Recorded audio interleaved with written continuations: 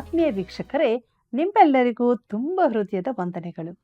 ಇಂದು ನಾವು 2ನೇ ಅರಸುಗಳ ಪುಸ್ತಕದ 6ನೇ ಅಧ್ಯಾಯದ 1ನೇ ವಚನದಿಂದ 31ನೇ ವಚನದವರೆಗೆ ಅಧ್ಯಯನ ಮಾಡಲಿರುವೆವು. ಎಲೀಷನ ಜನಪ್ರಿಯತೆ ಹಾಗೂ ನಡೆದ ಒಂದು ಚಿಕ್ಕ ದುರ್ಘಟನೆ, ಅದರ ವಿಶೇಷವಾದಂಥ ಒಳ ಅರ್ಥ, ದೋತಾನ್ ಎಂಬ ಸ್ಥಳದ ವಿಶೇಷತೆಗಳನ್ನು ತಿಳಿದುಕೊಳ್ಳಲು ನಮ್ಮನ್ನು ದೇವರಾತ್ಮನ ಕೈಗಳಿಗೆ ಒಪ್ಪಿಸಿಕೊಟ್ಟು ನಮ್ಮ ಅಧ್ಯಯನವನ್ನು ಪ್ರಾರಂಭಿಸೋಣ.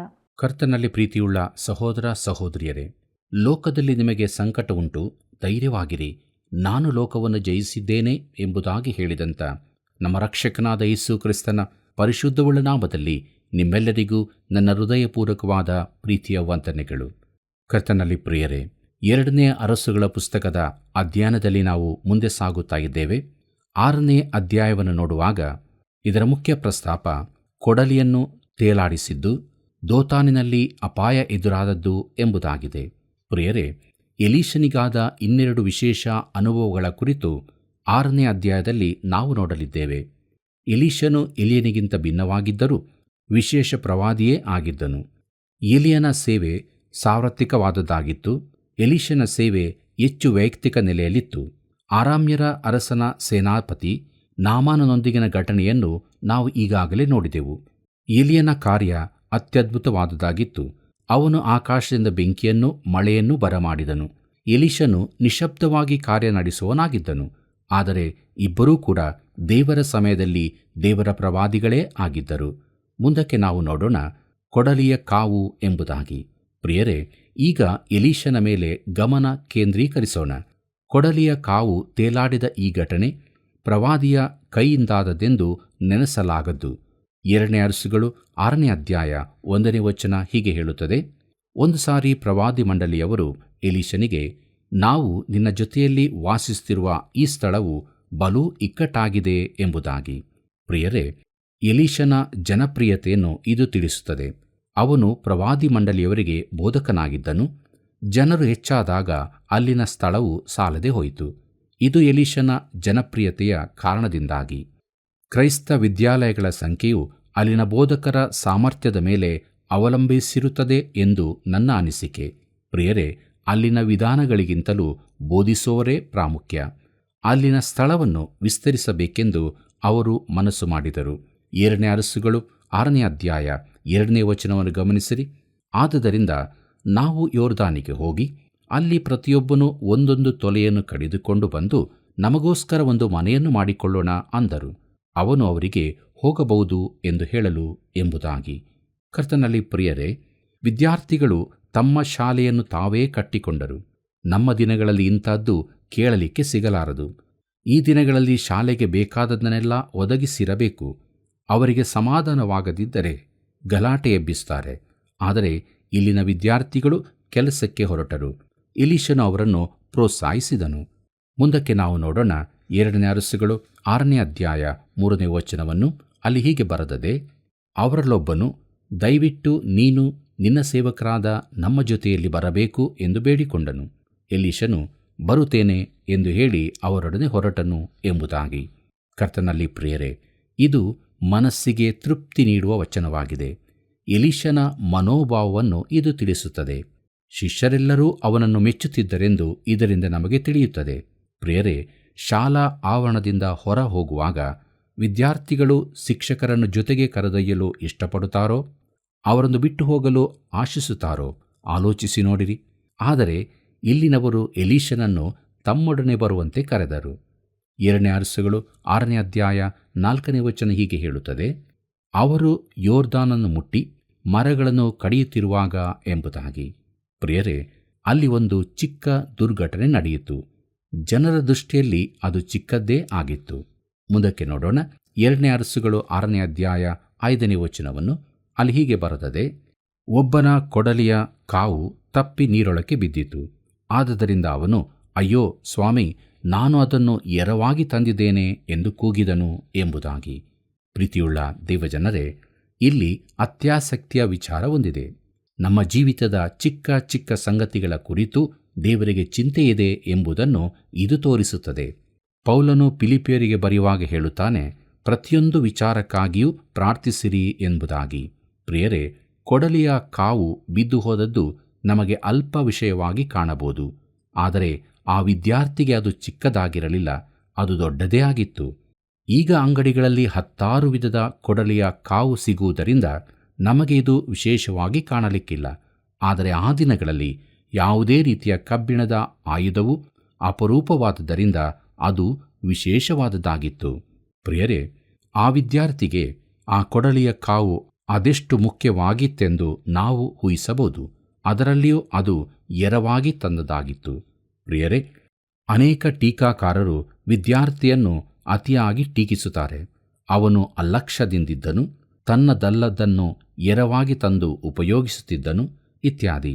ಆದರೆ ಅವನು ನಿಜವಾಗಿ ತಪ್ಪಿಗಸ್ತನಾಗಿದ್ದರೆ ಎಲೀಷನು ಅವನನ್ನು ಯಾಕೆ ಗದರಿಸಲಿಲ್ಲ? ಪ್ರಿಯರೇ, ಎಲೀಷನು ಅವನ ಮೇಲೆ ಯಾವ ತಪ್ಪನ್ನೂ ಹೊರಿಸುವುದಿಲ್ಲ. ಅವನು ಅಲಕ್ಷ್ಯದಿಂದಿರಲಿಲ್ಲ. ಸಾಮಾನ್ಯವಾಗಿ ಕೆಲವೊಮ್ಮೆ ಕೊಡಲಿಯ ಕಾವು ಸಡಿಲವಾಗಿ ಹೊರಬರುತ್ತದೆ. ಪ್ರಿಯರೇ, ಆ ವಿದ್ಯಾರ್ಥಿ ಈಗ ಭಯಗ್ರಸ್ತನಾದನು. ತಾನು ಎರವು ತಂದವನಿಗೆ ಈಗ ಏನು ಹೇಳಲಿ? ಅವನಿಗೆ ಏನು ಮಾಡಬೇಕೆಂದು ತಿಳಿಯಲಿಲ್ಲ. ಎಲೀಷನ ಚಿಂತೆಯನ್ನು ಗಮನಿಸಿರಿ. ಅದು ಎಲ್ಲಿ ಬಿದ್ದಿತ್ತು ಎಂದು ಅವನು ಕೇಳುತ್ತಾನೆ. ಇಲ್ಲಿ ಸ್ವಲ್ಪ ನಿಂತು ಯೋಚಿಸೋಣ. ಎಲೀಷನು ಪ್ರವಾದಿಯಲ್ಲವೇ? ಅವನು ಯಾಕೆ ಈ ಪ್ರಶ್ನೆಯನ್ನು ಕೇಳಿದನು ಎಂದು ಅನೇಕರು ಕೇಳುತ್ತಾರೆ. ಅದು ಎಲ್ಲಿ ಬಿದ್ದಿದೆ ಎಂದು ಅವನಿಗೆ ಗೊತ್ತಾಗಬೇಕಲ್ಲವೇ? ಪ್ರಿಯರೇ, ಅವನಿಗೆ ಗೊತ್ತಿತ್ತು. ಅವನು ಆ ವಿದ್ಯಾರ್ಥಿಯನ್ನು ಪರೀಕ್ಷಿಸಬೇಕೆಂದಿದ್ದನು. ಆ ಯೌವನಸ್ಥನಿಗೆ ಅದು ಎಲ್ಲಿ ಬಿದ್ದಿದೆ ಎಂಬುದು ಗೊತ್ತಿತ್ತು. ಅವನು ಅಲಕ್ಷ್ಯದಿಂದಿರಲಿಲ್ಲ. ಎಲೀಷನು ಅವನನ್ನು ಪರೀಕ್ಷಿಸಲಿಕ್ಕಾಗಿ ಮಾತ್ರ ಹೀಗೆ ಮಾಡಿದ್ದಲ್ಲ. ಮುಂದಕ್ಕೆ ಅನೇಕ ಟೀಕಾಕಾರರು ಈ ಘಟನೆಯನ್ನು ಟೀಕಿಸಬಹುದೆಂದು ಪವಿತ್ರಾತ್ಮನು ತಿಳಿದಿದ್ದನು.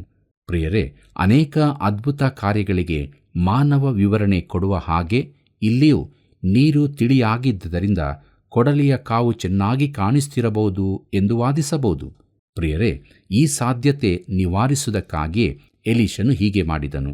ಯೋರ್ದಾನಿನ ನೀರು ಯಾವಾಗಲೂ ಕೆಸರು ಬಣ್ಣವಾಗಿರುತ್ತದೆಂದು ಎಲ್ಲರಿಗೂ ತಿಳಿದಿರುವ ವಿಚಾರವೇ ಆಗಿದೆ. ಅನೇಕರು ಯೋರ್ದಾನಿನ ಕುರಿತು ಬಹಳವಾಗಿ ಹೊಗಳುತ್ತಾರೆ. ಪ್ರಿಯರೇ, ಅದು ಮಲಿನವಾದ್ದರಿಂದಲೇ ಅದು ಬಿದ್ದ ಸ್ಥಳ ತಿಳಿದಿತ್ತು. ಆದರೆ ನೀರು ಶುದ್ಧವಾಗಿಲ್ಲದ್ದರಿಂದ ಅವನು ಅದನ್ನು ತರಲಾರದವನಾಗಿದ್ದನು. ಕರ್ತನಲ್ಲಿ ಪ್ರಿಯರೇ, ಮುಂದಕ್ಕೆ ನೋಡೋಣ. 2ನೇ ಅರಸುಗಳು 6ನೇ ಅಧ್ಯಾಯ 6ನೇ ವಚನವನ್ನು. ಅಲ್ಲಿ ಹೀಗೆ ಬರೆದದೆ: ದೇವರ ಮನುಷ್ಯನು ಅವನನ್ನು ಅದು ಎಲ್ಲಿ ಬಿದ್ದಿತ್ತು ಎಂದು ಕೇಳಲು ಅದು ಬಿದ್ದ ಸ್ಥಳವನ್ನು ಅವನು ತೋರಿಸಿದನು. ಆಗ ದೇವರ ಮನುಷ್ಯನು ಮರದಿಂದ ಒಂದು ತುಂಡು ಕಟ್ಟಿಗೆಯನ್ನು ಕಡಿದು ಅಲ್ಲಿ ಹಾಕಿದನು. ಕೂಡಲೇ ಕೊಡಲಿಯು ತೇಲಾಡಿತು ಎಂಬುದಾಗಿ. ಪ್ರೀತಿಯುಳ್ಳ ದೇವಜನರೇ, ಇದು ಒಂದು ಅದ್ಭುತವಾಗಿದೆ. ಇದಕ್ಕೆ ಸ್ವಾಭಾವಿಕ ಕಾರಣ ಕೊಡಲು ಸಾಧ್ಯವಿದೆ ಎಂದು ನಾನು ಭಾವಿಸಲಾರೆ. ಸರಳವಾದರೂ ಈ ಘಟನೆ ಅದ್ಭುತವಾದದ್ದೇ. ಯಾಕಂದರೆ ಕಬ್ಬಿಣವು ನೀರಿನಲ್ಲಿ ತೇಲಾಡಿತು. ಇದು ಎಲ್ಲ ಭೌತಿಕ ನಿಯಮಗಳಿಗೆ ವಿರುದ್ಧವಾದದ್ದಾಗಿದೆ. ಕಬ್ಬಿಣದಿಂದ ಮಾಡಿದ ದೊಡ್ಡ ದೊಡ್ಡ ಹಡಗುಗಳು ನೀರಿನಲ್ಲಿ ತೇಲುತ್ತಾ ಸಾಗುತ್ತದೆ. ಆದರೆ ಅದು ಒಂದು ಅದ್ಭುತ ಕಾರ್ಯವಲ್ಲ. ಆದರೆ ಯೋರ್ದಾನಿನ ನೀರಿನ ತಳದಲ್ಲಿದ್ದ ಕಬ್ಬಿಣದ ಕೊಡಲಿಯ ಕಾವು ಮೇಲಕ್ಕೆ ಬಂದು ತೇಲಿತು. ಅದು ದಿಗ್ಭ್ರಮೆ ಹುಟ್ಟಿಸುವಂಥದ್ದಲ್ಲ, ಸರಳವಾದದ್ದು. ಎಲೀಷನ ರೀತಿಯೇ ಹೀಗೆ. ಎಲಿಯನು ಈ ರೀತಿ ಮಾಡುತ್ತಿರಲಿಲ್ಲ. ಅವನು ಇಂಥ ಚಿಕ್ಕ ಸಂಗತಿಗೆ ಲಕ್ಷ್ಯ ಕೊಡುತ್ತಿರಲಿಲ್ಲ. ಕರ್ತನಲ್ಲಿ ಪ್ರಿಯರೇ, ಹೀಗೆ ಯೋರ್ದಾನಿನ ಕೆಸರು ನೀರಿನ ತಳಭಾಗದಲ್ಲಿದ್ದ ಕೊಡಲಿಯ ಕಾವು ಮೇಲೆ ಬಂದು ತೇಲಾಡಿತು. ಅದನ್ನು ಕೊಡಲಿಯ ಕೋಲಿಗೆ ಸಿಕ್ಕಿಸಲಾಯಿತು. ಈಗ ಅದು ಪುನಃ ಉಪಯೋಗಕ್ಕೆ ಸಿದ್ಧವಾಯಿತು. ಇದು ನಮಗೆ ವಿಶೇಷವಾದ ಒಂದು ಆತ್ಮಿಕ ಪಾಠವನ್ನು ತಿಳಿಸುತ್ತದೆ. ಪ್ರಿಯರೇ, ಈ ದಿನಗಳಲ್ಲಿ ಅನೇಕರು ಆ ಕೊಡಲಿಯ ಕಾವಿನಂತೆ ಇದ್ದಾರೆ. ಕೋಲಿನಿಂದ ಜಾರಿ ಹೋಗಿ ಬಿದ್ದು ಹೋದವರಾಗಿ ನಿರುಪಯುಕ್ತರಾಗಿದ್ದಾರೆ. ಪ್ರಿಯರೇ, ನಾವು ಹೇಗಿರುವೆವು? ಬಿದ್ದು ಹೋದ ಕೊಡಲಿಯ ಕಾವಿನಂತೆ ಇದ್ದೇವೆಯೋ? ದೇವವಾಕ್ಯದ ಬೆಳಕಿನಲ್ಲಿ ನಮ್ಮನ್ನು ನಾವು ಪರೀಕ್ಷಿಸಿಕೊಳ್ಳೋಣವ? ಪ್ರೀತಿಯುಳ್ಳ ದೇವಜನರೇ, ಎಲೀಷನು ಒಂದು ಕಟ್ಟಿಗೆಯನ್ನು ಕಡಿದು ಆ ನೀರಿಗೆ ಹಾಕಿದಾಗ ಅದು ಕಾವನ್ನು ತೇಲಾಡುವಂತೆ ಮಾಡಿತು. ಆ ಕಟ್ಟಿಗೆಯನ್ನು ಕ್ರಿಸ್ತನ ಕ್ರೂಜಿಗೆ ಹೋಲಿಸಬಹುದು. ಪ್ರಿಯರೇ, ನಮ್ಮ ಕರ್ತನು ಆ ಕ್ರೂಜಿಯ ಮಟ್ಟಕ್ಕೆ ಇಳಿದು ಮರಣದ ನೀರಿನ ಆಳಕ್ಕೆ ಇಳಿದನು. ಪೇತ್ರನು ತನ್ನ ಪತ್ರಿಕೆಯಲ್ಲಿ ಹೀಗೆ ಬರೆಯುತ್ತಾನೆ. 1 ಪೇತ್ರ 2ನೇ ಅಧ್ಯಾಯ 24ನೇ ವಚನದಲ್ಲಿ, ನಾವು ಪಾಪದ ಪಾಲಿಗೆ ಸತ್ತು ನೀತಿವಂತರಾಗಿ ಜೀವಿಸುವಂತೆ ಆತನು ನಮ್ಮ ಪಾಪಗಳನ್ನು ತಾನೇ ತನ್ನ ದೇಹದಲ್ಲಿ ಹೊತ್ತುಕೊಂಡು ಮರಣದ ಕಂಬವನ್ನು ಏರಿದನು. ಆತನ ಬಾಸುಂಡೆಗಳಿಂದ ನಿಮಗೆ ಗುಣವಾಯಿತು ಎಂಬುದಾಗಿ. ಪ್ರೀತಿಯುಳ್ಳ ದೇವಜನರೇ, ಮನುಷ್ಯನು ಕ್ರಿಸ್ತನ ಮೂಲಕವಾಗಿ ಮರಣದಂಡನೆಗಳ ನೀರಿನಿಂದ ಮೇಲಕ್ಕೆ ಏಳಬಹುದು. ಪುನಃ ದೇವರ ಉದ್ದೇಶ ಯೋಜನೆಗಳ ಕೋಲಿನಲ್ಲಿ ಸೇರಿಸಲ್ಪಡಬಹುದು. ಪೌಲನು ಹೇಳುತ್ತಾನೆ, ಫಿಲಿಪ್ಪರಿಗೆ ಬರೆದ ಪತ್ರಿಕೆ 4ನೇ ಅಧ್ಯಾಯ 13ನೇ ವಚನದಲ್ಲಿ, ನನ್ನನ್ನು ಬಲಪಡಿಸುವಾತನಲ್ಲಿದ್ದುಕೊಂಡು ಎಲ್ಲಕ್ಕೂ ಶಕ್ತನಾಗಿದ್ದೇನೆ ಎಂಬುದಾಗಿ. ಮತ್ತು ಮುಂದಕ್ಕೆ ಹೇಳುತ್ತಾನೆ, ಫಿಲಿಪ್ಪರಿಗೆ ಬರೆದ ಪತ್ರಿಕೆ 3ನೇ ಅಧ್ಯಾಯ 13 ಮತ್ತು 14ನೇ ವಚನದಲ್ಲಿ, ಆದರೆ ನಾನು ಹಿಂದಿನ ಸಂಗತಿಗಳನ್ನು ಮರೆತು ಬಿಟ್ಟು ಮುಂದಿನವುಗಳನ್ನು ಹಿಡಿಯುವುದಕ್ಕೆ ಎದೆಬೊಗ್ಗಿದವನಾಗಿ, ದೇವರು ಕ್ರಿಸ್ತನ ಮೂಲಕವಾಗಿ ನಮ್ಮನ್ನು ಮೇಲಕ್ಕೆ ಕರೆದು ನಮ್ಮ ಮುಂದೆ ಇಟ್ಟಿರುವ ಬಿರುದನ್ನು ಗುರಿ ಮಾಡಿಕೊಂಡು ಓಡುತ್ತಾ ಇದ್ದೇನೆ ಎಂಬುದಾಗಿ. ಪ್ರೀತಿಯುಳ್ಳ ದೇವಜನರೇ, ಯಾರೂ ಕೂಡ ಗುರಿಯಿಲ್ಲದ ಜೀವಿತ ಜೀವಿಸಬೇಕೆಂದಿಲ್ಲ. ಅನೇಕರು ತಮ್ಮ ಜೀವಿತದಲ್ಲಿ ಗುರಿಯಿಲ್ಲದ ಸ್ಥಿತಿಯಿಂದಾಗಿ ಆತ್ಮಹತ್ಯೆಗೆ ಪ್ರಯತ್ನಿಸುತ್ತಾರೆ. ಯೌವನಸ್ಥರಲ್ಲಿ ಈ ರೀತಿ ಆತ್ಮಹತ್ಯೆಗೆ ತೊಡಗುವವರು ಕೊಡುವ ಕಾರಣ ಬದುಕುವುದರಲ್ಲಿ ಅರ್ಥವಿಲ್ಲ ಎಂಬುದೇ. ಪ್ರಿಯರೇ, ಯೋರ್ದಾನಿನ ಕೆಸರಿನಲ್ಲಿ ಹೂತು ಹೋದ ಕೊಡಲಿಯ ಕಾವಿನಂತೆ ನಿನ್ನ ಜೀವಿತವಿದ್ದರೆ ಅಂಥ ಜೀವಿತಕ್ಕೆ ಅರ್ಥವಿಲ್ಲ. ಆದರೆ ಕ್ರಿಸ್ತನು ಕ್ರೂಜೆಯ ಮೂಲಕ ನಿನ್ನನ್ನು ಮೇಲಕ್ಕೆತ್ತಿ ತನ್ನ ಯೋಜನೆಯಲ್ಲಿ ಪುನಃ ಸೇರಿಸಿಕೊಂಡಾಗ ಜೀವನವು ಅರ್ಥವುಳ್ಳದಾಗುತ್ತದೆ. ಇನ್ನೂ 20 ವರ್ಷ ದಾಟಿರದ ಯುವಕನೊಬ್ಬನು ನನಗೆ ಹೇಳಿದ, ನನ್ನ ಜೀವಿತ ಒಂದು ಸೋಲಾಗಿದೆ ಎಂದು. ನಾನು ಅವನಿಗೆ ಹೇಳಿದೆ, ನಿನ್ನ ಜೀವಿತ ಇನ್ನೂ ಆರಂಭವೇ ಆಗಿಲ್ಲ, ಸೋಲಿನ ವಿಷಯ ಹೇಗೆ ಮಾತಾಡುತ್ತೀ ಎಂದು. ಪ್ರಿಯರೇ, ನಮಗೆ ದೇವರ ಅಗತ್ಯತೆ ಎಷ್ಟೊಂದು ಇದೆ. ಅತೀ ದೊಡ್ಡ ಅದ್ಭುತವೆಂದರೆ ಚಂದ್ರಲೋಕಕ್ಕೆ ಹೋಗುವುದಲ್ಲ, ಇಲ್ಲವೇ ಬೆಂಕಿಯ ರಥದಲ್ಲಿ ಪರಲೋಕಕ್ಕೆ ಏರುವುದೂ ಅಲ್ಲ. ಆದರೆ ಪಾಪಿಗಳಾಗಿರುವ ನಾವು ಕ್ರಿಸ್ತನನ್ನು ನಂಬುವ ಮೂಲಕ ಪರಲೋಕಕ್ಕೆ ಬಾಧ್ಯಸ್ಥರಾಗುವುದೇ ಆಗಿದೆ. ಈ ಲೋಕದ ಕೆಸರು ಕೊಳಚೆಗಳಿಂದ ಮೇಲಕ್ಕೆತ್ತಲ್ಪಟ್ಟು ಜೀವಿತಕ್ಕೆ ಅರ್ಥವನ್ನು ಹೊಂದಿ ದೇವರಿಗಾಗಿ ಜೀವಿಸುವುದೇ ಆಗಿದೆ. ಪ್ರೀತಿಯುಳ್ಳ ದೇವಜನರೇ, 2ನೇ ಅರಸುಗಳು 6ನೇ ಅಧ್ಯಾಯ 7ನೇ ವಚನ ಹೀಗೆ ಹೇಳುತ್ತದೆ, ಎಲೀಷನು ಅದನ್ನು ತೆಗೆದುಕೋ ಎಂದು ಆಜ್ಞಾಪಿಸಲು ಆ ಮನುಷ್ಯನು ಕೈಚಾಚಿ ಅದನ್ನು ತೆಗೆದುಕೊಂಡನು ಎಂಬುದಾಗಿ. ಕರ್ತನಲ್ಲಿ ಪ್ರಿಯರೇ, ನೀನು ವಿಶ್ವಾಸದ ಕೈಚಾಚಿ ಆತನನ್ನು ಸ್ವೀಕರಿಸು. ಆತನು ನಿನಗಾಗಿ ಸತ್ತನು. ನಿನ್ನನ್ನು ಮೇಲಕ್ಕೆ ಎತ್ತುವುದಕ್ಕೋಸ್ಕರ ಆತನು ತಿರುಗಿ ಎದ್ದು ಬಂದನು. ನೀನು ಮಾಡಬೇಕಾದದ್ದು ಆತನನ್ನು ನಂಬುವುದು ಮಾತ್ರವೇ ಆಗಿದೆ. ಕರ್ತನಲ್ಲಿ ಪ್ರಿಯರೇ, ಮುಂದಕ್ಕೆ ನಾವು ನೋಡೋಣ ದೋತಾನಿನಲ್ಲಿ ಅಪಾಯ ಎಂಬುದಾಗಿ. ಮುಂದಿನ ಘಟನೆಯು ನಮಗೆ ಅತಿ ಪರಿಚಿತವಿದ್ದಂತೆ ಕಾಣುತ್ತದೆ.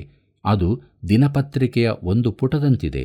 ಆರಾಮ್ಯರ ಅರಸನು ಇಸ್ರಾಯೇಲ್ಯರಿಗೆ ವಿರುದ್ಧವಾಗಿ ಯುದ್ಧಕ್ಕೆ ಹೋದನು. ಅವರು ತುಂಬಾ ಸಮಯ ಯುದ್ಧದಲ್ಲೇ ತೊಡಗಿದ್ದರು. ಅದು ಆಗಲೂ ಹಳೆ ವೈರತ್ವವೇ ಆಗಿತ್ತು.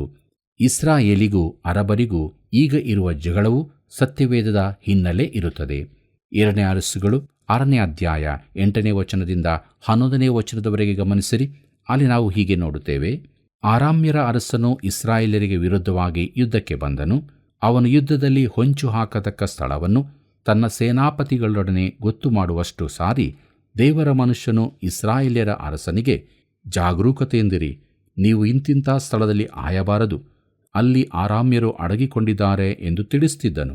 ದೇವರ ಮನುಷ್ಯನು ಸೂಚಿಸುವ ಎಲ್ಲಾ ಸ್ಥಳಗಳಿಗೂ ಇಸ್ರಾಯೇಲ್ಯರ ಅರಸನು ಹೇಳಿ ಕಳಿಸುತ್ತಿದ್ದನು. ಹೀಗೆ ಅವನು ಹಲವು ಸಾರಿ ಆರಾಮ್ಯರ ಅರಸನ ಕೈಗೆ ಸಿಕ್ಕದಂತೆ ತಪ್ಪಿಸಿಕೊಂಡನು. ಇದರ ದೆಸೆಯಿಂದ ಆರಾಮ್ಯರ ಅರಸನು ಕಳವಳಗೊಂಡು ತನ್ನ ಸೇನಾಪತಿಗಳನ್ನು ಕರೆದು ಅವರನ್ನು, ನಮ್ಮವರಲ್ಲಿ ಇಸ್ರಾಯೇಲ್ಯರ ಪಕ್ಷದವರು ಯಾರು, ನನಗೆ ತಿಳಿಸುವುದಿಲ್ಲವೋ ಎಂದು ಕೇಳಿದನು ಎಂಬುದಾಗಿ. ಪ್ರೀತಿಯುಳ್ಳ ದೇವಜನರೇ, ಆರಾಮ್ಯರ ಅರಸನ ಪ್ರತಿಯೊಂದು ಯೋಜನೆಯು ಇಸ್ರಾಯೇಲ್ಯರಿಂದ ಹಾಳಾಗುತ್ತಿತ್ತು. ಅವನು ಹೋದ ಪ್ರತಿಯೊಂದು ಸ್ಥಳವೂ ಅವರಿಗೆ ಗೊತ್ತಾಗುತ್ತಿತ್ತು. ತನ್ನ ಸೈನ್ಯದಲ್ಲೇ ಯಾರೋ ಅವರಿಗೆ ಸುದ್ದಿ ತಿಳಿಸುವರಿದ್ದಾರೆಂದು ಅವನು ನೆನೆಸಿದನು. ತನ್ನ ಸೇನಾಪತಿಗಳನ್ನು ಕರೆದು ಹೀಗಾಗಲು ಕಾರಣವೇನಿರಬಹುದೆಂದು ಕೇಳಿದನು. ಪ್ರಿಯರೇ, ನಮ್ಮಲ್ಲಿ ಇಸ್ರಾಯೇಲ್ಯರ ಪರವಾಗಿರೋರು ಯಾರು ಎಂದು ಕೇಳಿದನು. ಅಂಥವರು ಯಾರೂ ಇರಲಿಲ್ಲ. ಅವರೆಲ್ಲರೂ ಆರಾಮ್ಯರ ಅರಸನಿಗೆ ನಿಷ್ಠೆಯಿಂದಿದ್ದರು. ಮುಂದಕ್ಕೆ ನೋಡೋಣ. 2ನೇ ಅರಸುಗಳು 6ನೇ ಅಧ್ಯಾಯ 12ನೇ ವಚನವನ್ನು. ಅಲ್ಲಿ ಹೀಗೆ ಬರೆದದೆ, ಆಗ ಅವರಲ್ಲೊಬ್ಬನು ಅವನಿಗೆ, ನನ್ನ ಒಡೆಯನಾದ ಅರಸೇ, ಹಾಗಲ್ಲ, ಇಸ್ರಾಯೇಲ್ಯರಲ್ಲಿ ಎಲೀಷನೆಂಬೊಬ್ಬ ಪ್ರವಾದಿರುತ್ತಾನೆ. ನೀನು ನಿನ್ನ ಮಲಗುವ ಕೋಣೆಯಲ್ಲಿ ಆಡುವ ಮಾತುಗಳನ್ನು ಸಹ ಅವನು ಅರಿತುಕೊಂಡು ಎಲ್ಲವನ್ನೂ ಇಸ್ರಾಯೇಲ್ಯರ ಅರಸನಿಗೆ ತಿಳಿಸುತ್ತಾನೆ ಅಂದನು ಎಂಬುದಾಗಿ. ಪ್ರೀತಿಯುಳ್ಳ ಸಹೋದರ ಸಹೋದರಿಯರೇ, ಪ್ರವಾದಿಯಾದ ಎಲೀಷನಿಗೆ ಆರಾಮ್ಯರ ಅರಸನು ಮಲಗುವ ಕೋಣೆಯಲ್ಲಿ ಆಡಿದ ಮಾತುಗಳೂ ತಿಳಿಯುತ್ತಿದ್ದವು. ಇದಕ್ಕೆ ಕಾರಣ ದೇವರು ಅವನಿಗೆ ಎಲ್ಲವನ್ನೂ ಪ್ರಕಟಿಸುತ್ತಿದ್ದನು. ಆದ್ದರಿಂದ ಅರಾಮ್ಯರ ಅರಸನು ಎಲೀಷನನ್ನು ಕೊಂದು ಬಿಡಲು ಯೋಚಿಸಿದನು. ಮೊದಲು ಅವನು ಎಲ್ಲಿದ್ದಾನೆಂಬುದನ್ನು ತಿಳುಕೊಳ್ಳಲು ಗೂಢಚಾರರನ್ನು ಕಳಿಸಿದನು. ಅವನು ದೋತಾನಿನಲ್ಲಿದ್ದಾನೆಂದು ಅವರು ಹೇಳಿದರು. ದೋತಾನ್ ಎಂಬುದು ಯೆರೂಸಲೇಮಿನ ಉತ್ತರಕ್ಕೆ ಸುಮಾರು 60 ಮೈಲು ದೂರದಲ್ಲಿತ್ತು.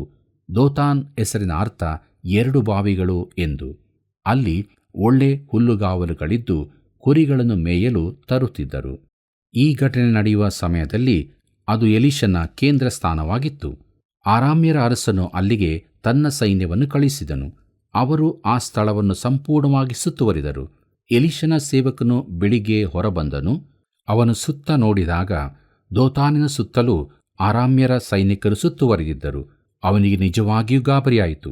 ಅವನು ಒಳಗೆ ಓಡಿ ಬಂದು ಎಲೀಷನಿಗೆ, ಅಯ್ಯೋ ಸ್ವಾಮಿ, ಏನು ಮಾಡೋಣ? ಊರನ್ನು ಸೈನಿಕರು ಮುತ್ತಿಗೆ ಹಾಕಿದ್ದಾರೆ. ನಾವು ಅವರ ವಶವಾಗುವುದೊಳ್ಳೆಯದು. ನಮಗೆ ಯಾವ ಜಯದ ನಿರೀಕ್ಷೆಯೂ ಇಲ್ಲ. ಈಗೇನು ಮಾಡೋಣ ಎಂದನು. 2 ಅರಸುಗಳು 6ನೇ ಅಧ್ಯಾಯ 16ನೇ ವಚನ ಹೀಗೆ ಹೇಳುತ್ತದೆ.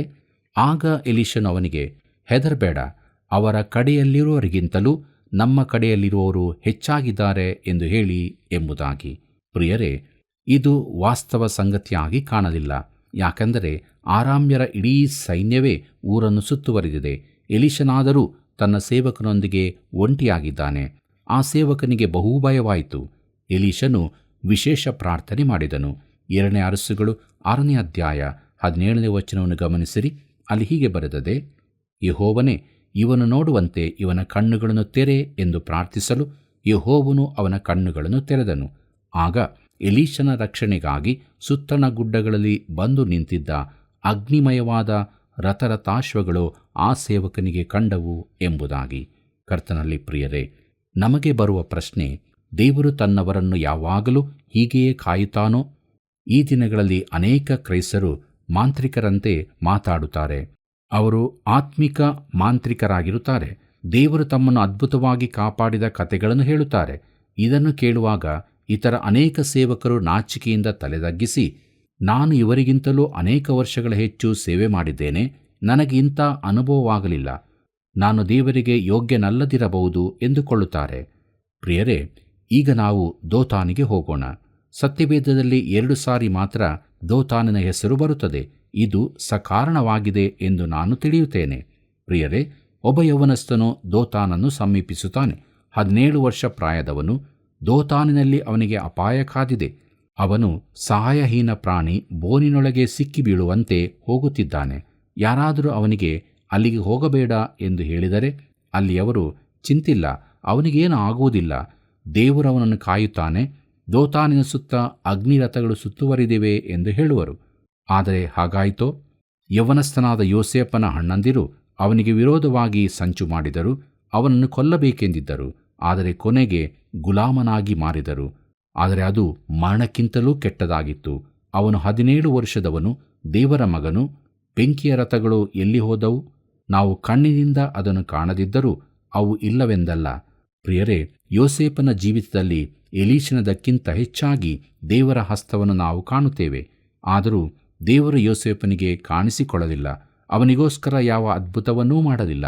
ಆದರೆ ದೇವರು ಈ ದುರ್ಘಟನೆಯನ್ನು ತನ್ನ ಒಳಿತಿಗೋಸ್ಕರ ಉಪಯೋಗಿಸಿದನೆಂದು ಯೋಸೇಫನು ತನ್ನ ಜೀವಿತದ ಕೊನೆಯ ಭಾಗದಲ್ಲಿ ತಿಳಿದುಕೊಳ್ಳುತ್ತಾನೆ.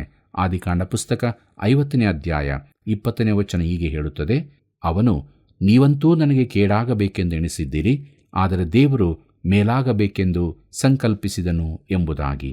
ಪ್ರಿಯರೇ, ದೋತಾನಿನಲ್ಲಿ ಅಗ್ನಿರಥಗಳು ಇದ್ದವು, ಆದರೆ ಬೇರೆಯ ರೀತಿಯಲ್ಲಿ ಉಪಯೋಗಿಸಲ್ಪಟ್ಟವು. ನಮ್ಮ ಜೀವಿತದಲ್ಲಿ ಕೂಡ ದೇವರು ಬೇರೆ ಬೇರೆ ರೀತಿಯಾಗಿ ಕಾರ್ಯ ಮಾಡುತ್ತಾನೆ. ಇತರರಿಗೆ ಸಂಭವಿಸಿದ ಹಾಗೆ ನಮಗೂ ಆಗಬೇಕಾಗಿ ಇಲ್ಲ. ಮುಂದಕ್ಕೆ ನಾವು ನೋಡೋಣ, ಅರಾಮ್ಯರ ಸೈನಿಕರು ಕುರುಡಾದದ್ದು ಎಂಬುದಾಗಿ. 2 ಅರಸುಗಳು 6ನೇ ಅಧ್ಯಾಯ 18ನೇ ವಚನವನ್ನು ಗಮನಿಸಿರಿ. ಅಲ್ಲಿ ಹೀಗೆ ಬರೆದದೆ, ಶತ್ರುಗಳು ಸಮೀಪಕ್ಕೆ ಬಂದಾಗ ಎಲೀಷನು, ಸ್ವಾಮಿ, ಈ ಜನರನ್ನು ಕುರುಡರನ್ನಾಗಿ ಮಾಡು ಎಂದು ಯೆಹೋವನನ್ನು ಪ್ರಾರ್ಥಿಸಿದನು. ಆತನು ಅವನ ಮೊರೆಯನ್ನು ಲಾಲಿಸಿ ಅವರನ್ನು ಕುರುಡರನ್ನಾಗಿ ಮಾಡಿದನು ಎಂಬುದಾಗಿ. ಪ್ರಿಯರೇ, ಎಲೀಷನು ಕೇಳಿಕೊಂಡ ಹಾಗೆ ದೇವರು ಮಾಡಿದನು. ಬಳಿಕ ಅವನು ಅವರನ್ನು ಸಮಾರ್ಯಕ್ಕೆ ನಡೆಸಿಕೊಂಡು ಹೋಗಿ ಎಲೀಷನ ಬಳಿಗೆ ನಡೆಸುತ್ತೇನೆಂದು ಹೇಳಿದನು. ಅವರು ಸಮಾರ್ಯಕ್ಕೆ ಬಂದಾಗ ಅವರನ್ನು ಸಮಾರ್ಯದ ಅರಸನಿಗೆ ಒಪ್ಪಿಸಿದನು. ಅರಸನು ಅವರನ್ನು ಕೊಲ್ಲಬೇಕೆಂದಿದ್ದನು. ಆದರೆ ಎಲೀಷನು ಅವನನ್ನು ತಡೆದು ಊಟ ಕೊಟ್ಟು ಹಿಂದೆ ಕಳುಹಿಸು ಎಂದು ಹೇಳಿದನು. 2 ಅರಸುಗಳು 6ನೇ ಅಧ್ಯಾಯ 23ನೇ ವಚನ ಹೀಗೆ ಹೇಳುತ್ತದೆ. ಆಗ ಅರಸನು ಅವರಿಗೋಸ್ಕರ ದೊಡ್ಡ ಔತಣವನ್ನು ಮಾಡಿಸಿ ಅವರು ಅನ್ನಪಾನಗಳನ್ನು ತೆಗೆದುಕೊಂಡ ಮೇಲೆ ಅವರನ್ನು ಅವರ ಯಜಮಾನನ ಬಳಿಗೆ ಕಳುಹಿಸಿದನು. ಅಂದಿನಿಂದ ಸುಲಿಗೆ ಮಾಡುವ ಆರಾಮ್ಯರ ಗುಂಪುಗಳು ಇಸ್ರಾಯೇಲ್ಯರ ಪ್ರಾಂತದೊಳಗೆ ತಿರುಗಿ ಬರಲಿಲ್ಲ ಎಂಬುದಾಗಿ. ಪ್ರೀತಿಯುಳ್ಳ ದೇವಜನರೇ, ಎಲೀಷನ ಮೂಲಕ ತೋರಿ ಬಂದ ಇಸ್ರಾಯೇಲಿನ ದೇವರ ಶಕ್ತಿಯು ದಯೆಯು ಆರಾಮ್ಯರ ಅರಸನನ್ನು ಅಲುಗಾಡಿಸಿರಬೇಕು. ಅವನು ಇಸ್ರಾಯೇಲ್ಯರ ಮೇಲೆ ಯುದ್ಧ ಮಾಡುವುದನ್ನು ಬಿಟ್ಟುಬಿಟ್ಟನು. ಆದರೂ ಮುಂದಕ್ಕೆ ಬೆನ್ಹದದನು ಪುನಃ ಸಮಾರ್ಯಕ್ಕೆ ಮುತ್ತಿಗೆ ಹಾಕಿದನು. ಮುಂದಕ್ಕೆ ನಾವು ನೋಡೋಣ. 2 ಅರಸುಗಳು 6ನೇ ಅಧ್ಯಾಯ 24 ಮತ್ತು 25ನೇ ವಚನವನ್ನು. ಅಲ್ಲಿ ಹೀಗೆ ಬರೆದದೆ. ಆಮೇಲೆ ಆರಾಮ್ಯರ ಅರಸನಾದ ಬೆನ್ಹದದನು ತನ್ನ ಎಲ್ಲಾ ಸೈನ್ಯವನ್ನು ಕೂಡಿಸಿಕೊಂಡು ಬಂದು ಸಮಾರ್ಯಕ್ಕೆ ಮುತ್ತಿಗೆ ಹಾಕಿದನು. ಆಗ ಸಮಾರ್ಯ ಪಟ್ಟಣದಲ್ಲಿ ಘೋರವಾದ ಬರವಿದ್ದಿತು. ಮುತ್ತಿಗೆಯ ದೆಸೆಯಿಂದ ಅದು ಮತ್ತಷ್ಟೂ ಘೋರವಾಗಿ ಕತ್ತೆಯ ತಲೆಯು 80 ರೂಪಾಯಿಗಳಿಗೂ ಅರೆಸೇರು ಪಾರಿವಾಳದ ಮಲವು 5 ರೂಪಾಯಿಗಳಿಗೂ ಮಾರಲ್ಪಟ್ಟವು ಎಂಬುದಾಗಿ. ಪ್ರಿಯರೇ, ಬರಗಾಲವು ಬಹು ಘೋರವಾಗಿತ್ತು. ಕತ್ತೆಯ ತಲೆಯು, ಅದರಲ್ಲಿ ಎಷ್ಟು ಮಾಂಸವಿರಬಹುದೆಂದು ನೀವೇ ಯೋಚಿಸಿರಿ. ತುಂಬಾ ಕ್ರಯಕ್ಕೆ ಮಾರಲ್ಪಟ್ಟಿತು. ಅದನ್ನು ಕುದಿಸಿ ಅದರಿಂದ ಸೂಪ್ ಮಾತ್ರ ಮಾಡಬಹುದಿತ್ತು. ಅಲ್ಲಿನ ಸ್ಥಿತಿ ನಿಜವಾಗಿಯೂ ಘೋರವಾಗಿತ್ತು. ಆಹಾರದ ಕೊರತೆ ಎಷ್ಟಿತ್ತೆಂದರೆ ಅಲ್ಲಿನ ಜನರು ತಮ್ಮ ಮಕ್ಕಳನ್ನೇ ಕೊಂದು ತಿನ್ನುವ ಹಾಗಾದರು.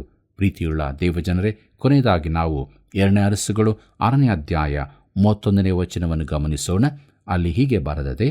ಇದಲ್ಲದೆ ಅವನು, ನಾನು ಇವತ್ತು ಶಾಫಾಟನ ಮಗನಾದ ಎಲೀಷನ ತಲೆಯನ್ನು ಹಾರಿಸದಿದ್ದರೆ ದೇವರು ನನಗೆ ಬೇಕಾದುದನ್ನು ಮಾಡಲಿ ಎಂದು ಆಣೆಯಿಟ್ಟುಕೊಂಡನು ಎಂಬುದಾಗಿ.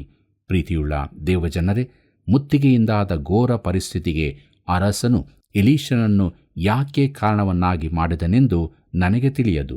ಎಲೀಷನು ತನ್ನ ಶಕ್ತಿಯನ್ನು ಉಪಯೋಗಿಸಿ ಜನರಿಗೆ ಅದ್ಭುತ ರೀತಿಯಿಂದ ಆಹಾರ ಒದಗಿಸುವನೆಂದು ತಿಳಿದಿದ್ದನೋ ಏನೋ, ಆದರೆ ಹಾಗಾಗಲಿಲ್ಲ.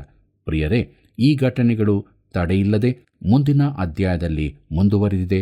ಎಲೀಷನ ಜೀವಿತದಲ್ಲಿ ಇನ್ನೊಂದು ಅದ್ಭುತವಾದ ಘಟನೆ ನಡೆಯುತ್ತದೆ. ಮುಂದಿನ ಕಾರ್ಯಕ್ರಮಕ್ಕಾಗಿ ನೀವು ಸಿದ್ಧರಾಗಬೇಕಾಗಿ ಪ್ರೀತಿಯಿಂದ ಕೇಳಿಕೊಳ್ಳುತ್ತೇನೆ. ದೇವರ ವಾಕ್ಯವನ್ನು ಕೇಳಿದಂಥ ನಾವು ನಮ್ಮ ಜೀವಿತದಲ್ಲಿ ಯಾವಾಗಲೂ ದೇವರ ವಾಕ್ಯಕ್ಕೆ ವಿಧೇಯರಾಗಿ ಆತನು ಕೊಟ್ಟಂಥ ರಕ್ಷಣೆಯ ಸಂತೋಷದಲ್ಲಿ ಮುಂದೆ ಸಾಗೋಣ. ಇಂಥ ಜೀವಿತವನ್ನು ಜೀವಿಸಲಿಕ್ಕೆ ದೇವರು ನಮಗೆ ಸಹಾಯ ಮಾಡಲಿ. ಕರ್ತನ ಕೃಪೆಯು ಸದಾ ನಿಮ್ಮ ಸಂಗಡ ಇರಲಿ. ಕರ್ತನಲ್ಲಿ ಪ್ರಿಯರೇ, ಕೊಡಲಿಯ ವಿಷಯದಲ್ಲಿ ಅತ್ಯಾಸಕ್ತಿಯ ವಿಶೇಷವನ್ನು ನಾವು ತಿಳಿದುಕೊಂಡೆವು. ಅತಿ ದೊಡ್ಡ ಅದ್ಭುತವೆಂದರೆ ಚಂದ್ರಲೋಕಕ್ಕೆ ಹೋಗುವುದಲ್ಲ, ಇಲ್ಲವೇ ಬೆಂಕಿಯ ರಥದಲ್ಲಿ ಪರಲೋಕಕ್ಕೆ ಏರುವುದು ಅಲ್ಲ. ಆದರೆ ಪಾಪಿಗಳಾಗಿರುವ ನಾವು ಕ್ರಿಸ್ತನನ್ನು ನಂಬುವ ಮೂಲಕ ಪರಲೋಕಕ್ಕೆ ಬಾಧ್ಯಸ್ಥರಾಗುವುದೇ ಆಗಿದೆ. ಈ ಸ್ಥಳವನ್ನು ನಾವು ಎಷ್ಟು ಬೇಗ ತಿಳಿದುಕೊಳ್ಳುತ್ತೇವೆಯೋ ಅಷ್ಟು ಒಳ್ಳೆಯದು. ಆದುದರಿಂದ ಪಾಪದ ಜೀವಿತದಿಂದ ಬಿಡುಗಡೆ ಹೊಂದಿದವರಾಗಿ ಜೀವಿಸೋಣ. ಬನ್ನಿ ಪ್ರಾರ್ಥನೆಯನ್ನು ಮಾಡೋಣ. ಪರಿಶುದ್ಧನಾದ ಪರಲೋಕದಲ್ಲಿರುವ ನಮ್ಮ ತಂದೆಯಾದ ದೇವರೇ, ನಾನು ಪರಿಶುದ್ಧನಾಗಿರುವುದರಿಂದ ನೀವು ಪರಿಶುದ್ಧರಾಗಿರಬೇಕು ಎಂಬುದಾಗಿ ನಮ್ಮ ದೇವರು ಎಷ್ಟೋ ಅತ್ಯಾಸಕ್ತಿಯಿಂದ ಅಪೇಕ್ಷಿಸುವನಾಗಿದ್ದಾನೆ. ಈ ಕಾರ್ಯಕ್ರಮವನ್ನು ವೀಕ್ಷಿಸುತ್ತಿರುವಂಥ ನಮ್ಮ ಎಲ್ಲ ಪ್ರಿಯ ವೀಕ್ಷಕ ಬಾಂಧವರನ್ನು ಆಶೀರ್ವದಿಸು. ಪರಿಶುದ್ಧತೆಯ ಜೀವಿತದಲ್ಲಿ ಮುಂದೆ ಸಾಗಲು ನಿನ್ನ ಪರಿಶುದ್ಧಾತ್ಮನ ಸಹಾಯ, ನಿನ್ನ ಪರಿಶುದ್ಧವಾದಂಥ ರಕ್ತದ ಒಂದು ಶಕ್ತಿಯಿಂದ ಬಾಳಲಿಕ್ಕಾಗುವಂತೆ ಕೃಪೆಯನ್ನು ಅನುಗ್ರಹಿಸು. ಒಂದು ವೇಳೆ ಯಾರಾದರೂ ಅನಾರೋಗ್ಯತೆಯಲ್ಲಿರುವುದಾದರೆ ಅವರನ್ನು ಸಹ ಯೇಸುವೆ ನಿನ್ನ ಹೆಸರಿನಲ್ಲಿ ಮುಟ್ಟಿ ಸಂಪೂರ್ಣ ಆರೋಗ್ಯ ಸ್ವಸ್ಥತೆ ಕೊಡಬೇಕೆಂದು ಬೇಡುತ್ತೇವೆ. ನಮ್ಮ ಎಲ್ಲ ವೀಕ್ಷಕ ಬಾಂಧವರನ್ನು ಆಶೀರ್ವದಿಸು, ಬಲಪಡಿಸು. ಯೇಸುವಿನ ನಾಮದಲ್ಲಿ ಬೇಡಿದ್ದೇವೆ ತಂದೆಯೇ, ಆಮೇನ್. ಪ್ರಿಯ ಸ್ನೇಹಿತರೆ, ಈ ಕಾರ್ಯಕ್ರಮದಲ್ಲಿ ನೀವು ಹೊಂದಿದ ಆಶೀರ್ವಾದಗಳನ್ನು ತಪ್ಪದೇ ಮಿಸ್ ಕಾಲ್ ಕೊಡುವುದರ ಮೂಲಕವಾಗಿ ಅಥವಾ ಕರೆ ಮಾಡಿ ತಿಳಿಸಿರಿ. ಮತ್ತೆ ಮುಂದಿನ ಕಾರ್ಯಕ್ರಮದಲ್ಲಿ ಭೇಟಿಯಾಗೋಣವಾ? ವಂದನೆಗಳು.